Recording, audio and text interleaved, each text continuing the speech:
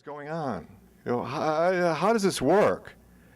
How do we get into this mess? And I try and boil things down into theoretical frameworks. So this evening I'm going to be talking about the gender belief system and how it relates to false accusations. And I'll begin with taking a look at I think it might be an analogous sort of situation from the 1950s. So what was the witch hunt of the 1950s? Russians, yeah, it was the commies, right? Right? So that was like the collective belief system in the 1950s, that America was in great danger. Commie infiltrators were everywhere, and we were at great risk. And promising to protect us, to rid us of this peril, Senator Joseph McCarthy came to wield enormous power, right? Enormous power. Power enough to trammel over American standards of justice, right? Just like we're seeing here, right? Civil liberties, Bill of Rights, due process, all trammeled over in the name of protecting us from them. And soon, all kinds of people started wielding this same power under the same pretext. And then, not only power, but there was profit to be had, right? So that hunting communists became a career and an industry. So long as the zeitgeist, the collective, the official belief system was such that it recognized the enormity of this communist threat, McCarthy and company held almost absolute moral authority. And anyone who attempted to curtail this authority was met with brute force. At its height, McCarthyism appeared to be all-powerful. All-powerful. And then, television captured the climax of a long confrontation, right? It was a lawyer named Joseph N. Welch who levied that famous question, that fatal challenge to McCarthy. Have you no sense of decency, sir? At long last, have you left no sense of decency? And history records that as the tipping point. And indeed, McCarthy's enormous popularity evaporated virtually overnight. But you know what? I think it was the applause that came after Welch's challenge. It was the applause. That was it, because that was really the beginning of the end for McCarthyism, because that applause represented a shift in the belief system. And that shift was created by a multitude, just all kinds of people, just anybody who spoke up. Just anyone out there who nudged the belief system a little bit, who infused doubt as to the immensity of this communist threat, doubts about McCarthy himself. Doubts enough so that this mysterious belief system had shifted. It had moved enough so that Welch's challenge was met not with gasps, but with applause.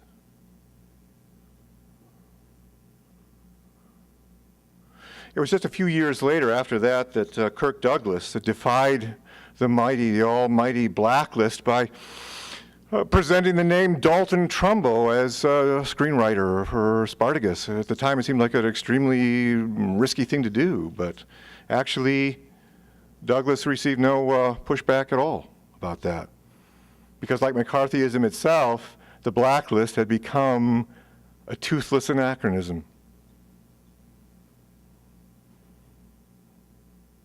So now what's really interesting to me about this, what's juicy about this to me, what calls to me about it, is that it didn't matter how many judges and politicians were on the take. It did not matter how powerful McCarthyism had become.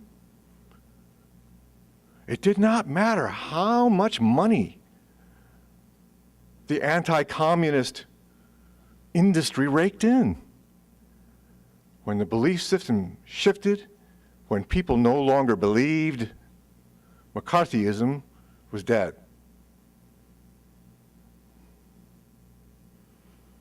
So, it's my belief that it was the belief system that was the true source of all the paranoia and all the misery all along.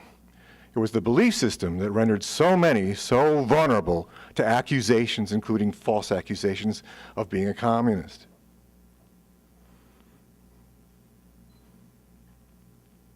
We have belief systems now. In gender, we can pretty much sum it up. Men have the power, and women are the victims. Men have the power, women are the victims. Moreover, if women are the victims, then men, the ones with the power, must be the victimizers. Man bad, woman good, male power, female victimization. That's what I would say is the official gender belief system, what I'll call the Time magazine version of gender reality. It's taught in school, right? It's taught in school. History is the story of patriarchy. Male domination under which women were rendered property and chattel, right? And that's it. It's taught in school. Everywhere out there, basically everywhere except in this room, that's what people believe. In fact, they don't just believe it, they know it. It's known fact. It is known fact. Now, if what we know is that men have the power, then we will want to punish and take power away from man bad, the over-empowered oppressor victimizer, and we will want to reward and extra protect and advantage woman good, the innocent victim.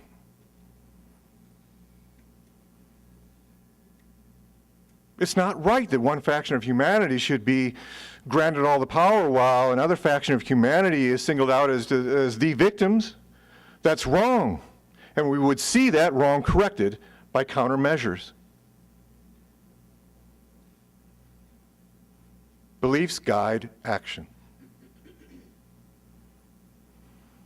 Social workers, teachers, police officers, judges, legislators, politicians, professionals of every ilk, all who believe will have living inside them this tendency, this urge, this impulse to want to punish man bad and reward woman good. And because this male power, female victimization paradigm is omnipresent, that impulse is omnipresent. It lives in the family. It lives in the church, the school system, from kindergarten to PhD. It lives in the courts. It lives in the government. It lives in the military, the media. It's everywhere, that impulse. And the sum total of those impulses create a world in which men decline. Could not be otherwise. college campuses. How does this impulse to want to punish and take power from man bad, how does it show up? We deprive them of due process. How do we extra protect the innocent victim? Well, we are encouraged to believe the victim. Right? Of course, Greg already covered this, right? Just one thing I would add to it is, you know, from the vantage point of a 61-year-old, the college kids, they're boys and girls, you know? And boys and girls, when they get hurt in dating, in the, in the whole mating system, well, you know, they're operating on an emotional level of a 9-year-old. But the female 9-year-olds have 38 snub noses, and all they got to do is point and accuse. It's too much power for anybody to have, let alone some 20-year-old. Right? Corporate America. The boss is having an affair with the secretary, right? The assumption he has the power, she is the victim. Is that true? Is that what's going on? Well, it's possible. Could be. Or it could be that he is a soft, emotionally and sexually starved middle-aged man. She walks into his life and very quickly becomes something like his entire reason for living. So what is he going to do? What's he going to do? Wait for her to make the first move? That's putting a huge risk on all of his future love and happiness. She seems flirtatious. He's getting what he thinks, looks like a green light. So he takes a different sort of risk. He acts out. He does something impulsive. He wears his heart on his sleeve. He has the power. He now awaits her judgment, right? His life is in her hands. Will she be impressed? Will she think, "Wow, that was bold. That was great. Look at that. I like that he's the boss and he has that." Or maybe she'll think, "I've been rendered a sex object. I've been violated." So she points and accuses. Maybe she's just an innocent little young, naive woman, and he just has his way with her and discards her. Or perhaps she's a whole lot tougher than he is. A whole lot tougher than he is, right? And maybe she works this power that she has over him to expose him, to accuse him. And maybe she exploits him every which way, uses that to just skyrocket up the corporate ladder. Who knows? But if we enter into the situation with the assumption that he has the power and she is the victim, then that's what we're going to see, regardless of what's true. The irony is that believing that he has the power is what renders him powerless. Courts of law, right? Courts of law. How will we punish man bad, reward a woman good? Well, we'll throw the book at him and we'll show her informal leniency, right? And note, it's not in the books anywhere. It's nowhere written down that men should receive a 63% longer average prison sentence for the same crime. It's not written anywhere. And I know it's really, really complicated and all, but I think if you take it down to the fundamental, to the floor of the thing, I think what you're seeing there is that judges are just acting out of this impulse, to want to punish and take power from man bad, the over-empowered oppressor victimizer, and reward and extra protect the woman who's the innocent victim.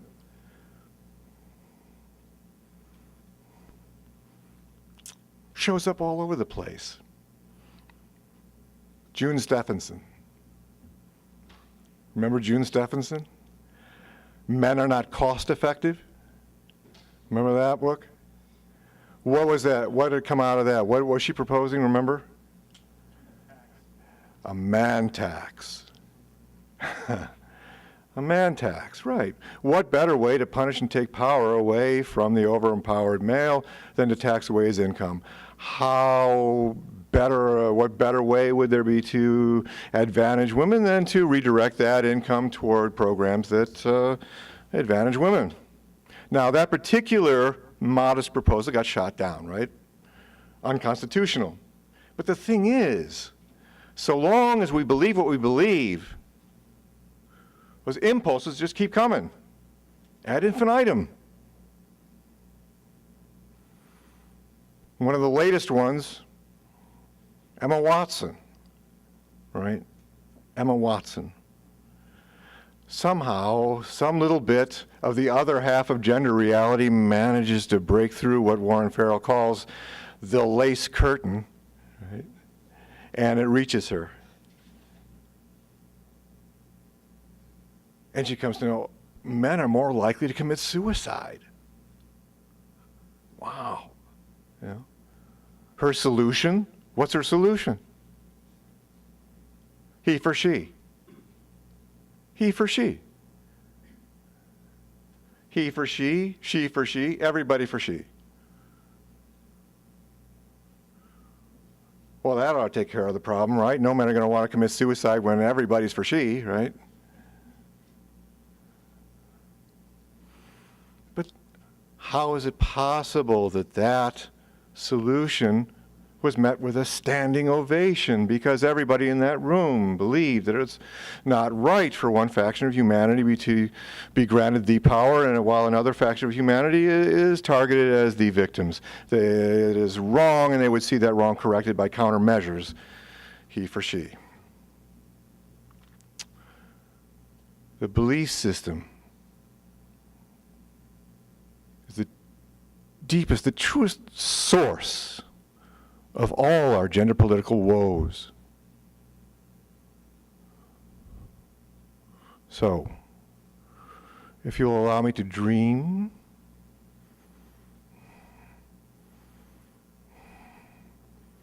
I would dream of a what if.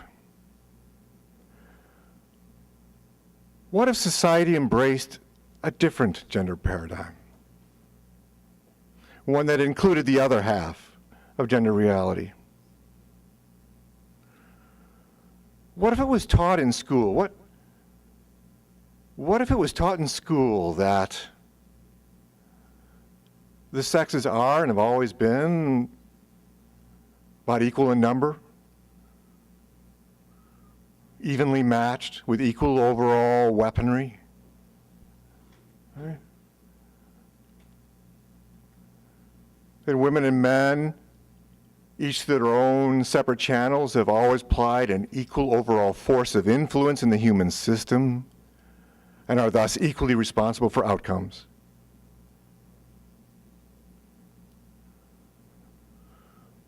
Man is and has always been as victimized. That the enormous consequences and vast repercussions suffered by women for being less respected have been matched in full by the enormous consequences and vast repercussions suffered by men for being less loved. In short, it all balances out. Within a balanced gender belief system, he for she makes no sense. Man taxes make no sense. In fact, within a balanced gender belief system, such things, affirmative consent, all these things, they would not even reach consciousness.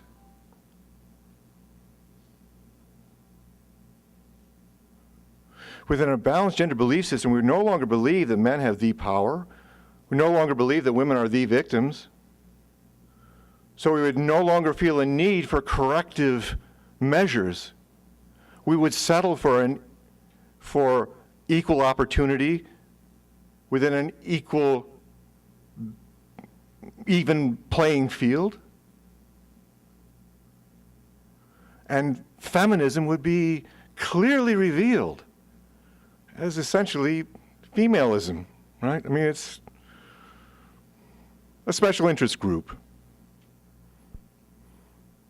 Within a balanced gender belief system, feminism could be replaced by a gender-neutral gender politics, one that would still address any and all women's issues. It just wouldn't address women's issues exclusively.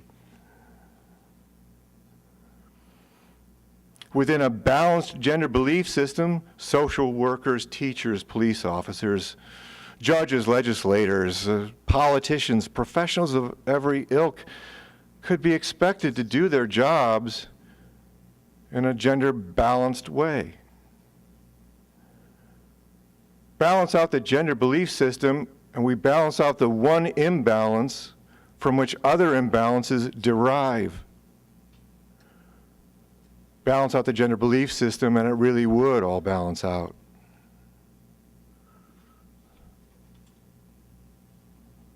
So,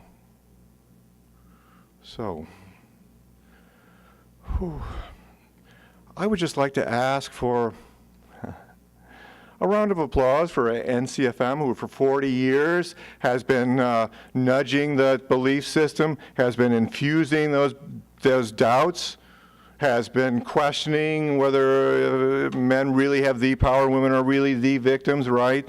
And let's include AVFM, and let's include everybody, right? Let's include the whole multitude.